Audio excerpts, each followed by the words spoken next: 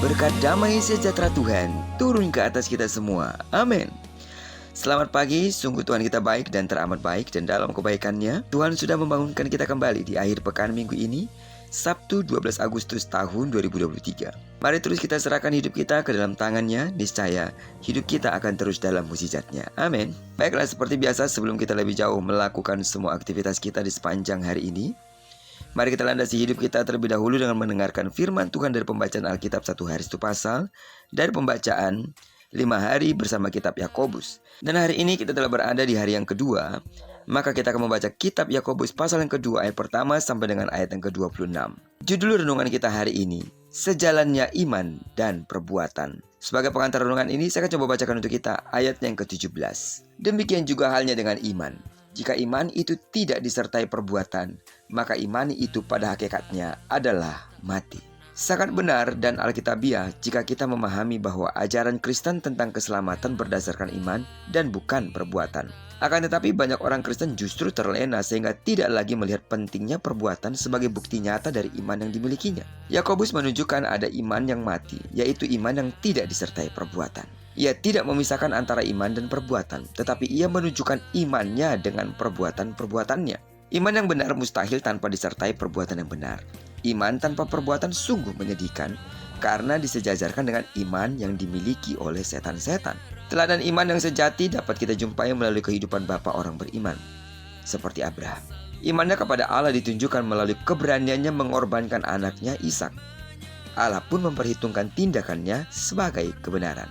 Demikian juga dengan Rahab, seorang wanita yang dipandang rendah dan berdosa. Menurut beberapa penafsiran dikatakan bahwa Rahab sudah melacurkan diri selama 40 tahun, yaitu sejak ia berusia 10 tahun.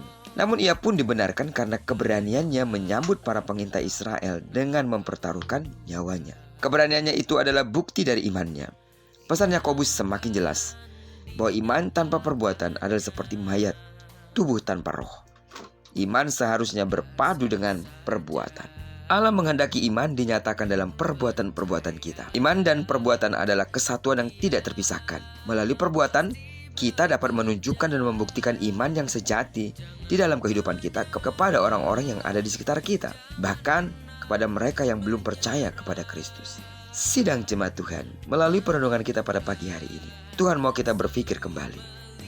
Apakah perbuatan-perbuatan kita telah sejajar dengan iman? Atau sebaliknya, perbuatan kita justru tidak mencerminkan iman kita? Memang benar, sekali lagi bahwa perbuatan kita tidak dapat menyelamatkan kita.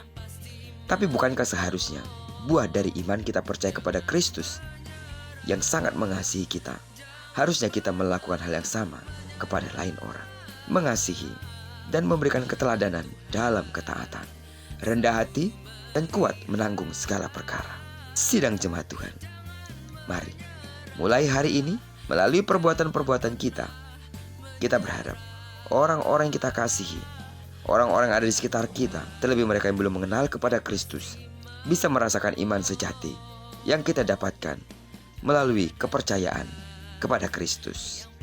Kiranya seluruh perbuatan kita menyatakan iman yang sejati kepada orang-orang di sekitar kita. Sejalannya iman dan perbuatan.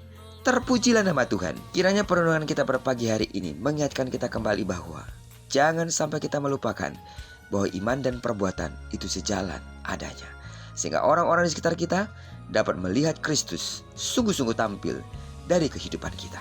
Amin.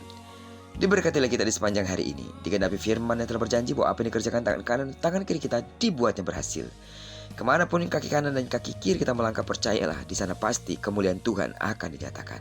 Bagi sidang jemaat Tuhan yang sakit secara fisik, dengarkanlah dalam nama Yesus, sembuhlah sesuai dengan takaran imanmu.